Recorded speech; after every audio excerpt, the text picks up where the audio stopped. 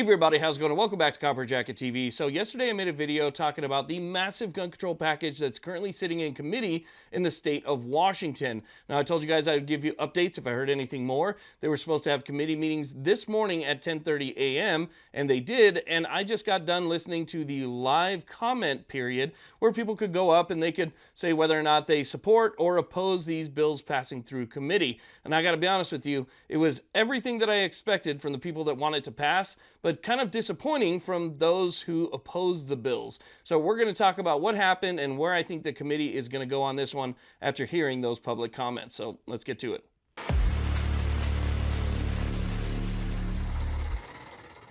Okay, so let's go ahead and talk about the comments that I heard both in opposition and support of this bill, and we'll talk about what I think the committee is going to do here. Now, try and keep in mind this is a very important committee. This committee decides whether or not this bill actually goes to the floor for a vote. I believe that if it actually makes it out of committee, it's going to go up to the governor's desk, and the governor actually had somebody there to give public comment. I don't know how that could happen because they're representing the governor, and so there's kind of a conflict of interest here, but they had somebody there that said that they were in support of these bills actually passing. So we know the governor is going to sign it, right? So first off, let's talk about the people that were there in support of these bills actually being passed to the floor for a vote. It was pretty much all the same arguments you've heard in the past. It was like watching a Moms Demand rally, but instead of them speaking to 1,000 people in orange shirts, they were speaking to the committee. It was all just arguments and comments about, their past history and experiences. It was a lot of emotion and, talking about how if we just pass these bills, things will get better. And, the things that they experience won't happen anymore. It's all going to be sunshine and rainbows and lollipops.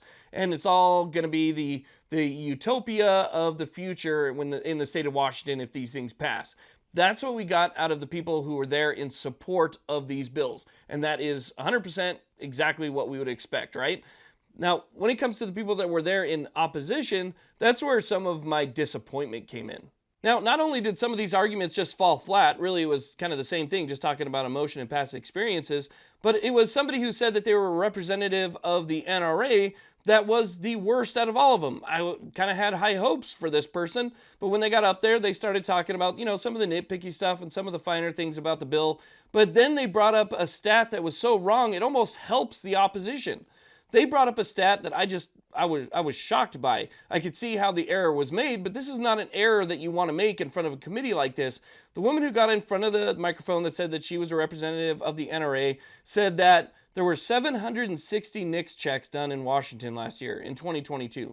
760. To where she repeated that number multiple times. She said that if there were 760 NICS checks done in Washington in 2022, that's 760 people who would have had to pay the fee, 760 people who would have had to get the permit, 760 people who would have had to go through the training and the requirements and everything else, and 760 people that would put a strain on the resources of the state of Washington. That 760 number seemed pretty friggin' low to me. I know that in California, there's millions of NICS checks that are done every single year. I mean, millions of NICS checks across the country. Washington has some pretty populated areas. How could it only be 760? So I decided to do the research myself and found out that the number of NICS checks done in Washington last year was 760,260. 760,260. So by presenting this as only 760 NICS checks were done in Washington last year and only 760 people needed to do training, it really didn't sound all that bad to the committee.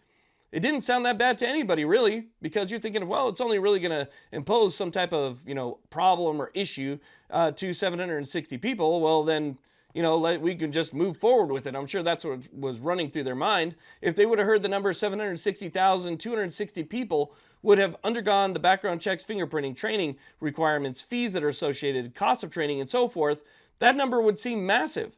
It would really demonstrate how much strain that's going to put on Washington itself. And so by misstating those numbers and giving the wrong numbers altogether to the committee, again, I think it did a massive disservice. Now, other than a sheriff who was on video in opposition to these bills, there wasn't anybody there that really gave any solid evidence to the unconstitutionality of these bills.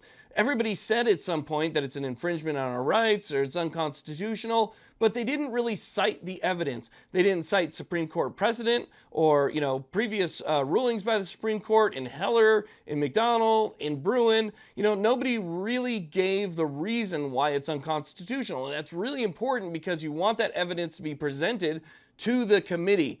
That committee needs to hear why it's unconstitutional. They need to hear why, if they vote for it, it's going to be a violation of their oath of office, and how, if they do vote for it and it actually gets passed and signed into law, it's eventually going to be overturned, and how that's going to be at the expense of taxpayers in the state of Washington. So here's what I think. I think that this is still going to pass committee. I think that the committee more than likely had their minds made up prior to any public comment anyway. I think that the public comment might have some type of effect on the bills, that the bills might end up being amended before they're actually passed and signed up to the governor's office, but I still think that these bills are going to go through. I don't think the arguments in opposition were strong enough to change any minds and keep it from going through. So I am of the opinion that, again, the committee is going to move these bills forward and we're going to see them signed into law. Whether or not this is the final version or not, I'm not sure. That doesn't change the fact that they're completely unconstitutional. Does not change the fact that there's going to be lawsuits filed almost immediately. And it doesn't change the fact that in the end, they will be overturned. It's just that's how it's gonna play out in my mind. So we'll see what happens from here. We'll see whether or not the committee actually does move them forward. But I wanted to let you guys know about the public comments, kind of some of the things that were said and some of the arguments that were made, and kind of where we're at on this one. So stay tuned. I'll let you guys know if there's any more movement.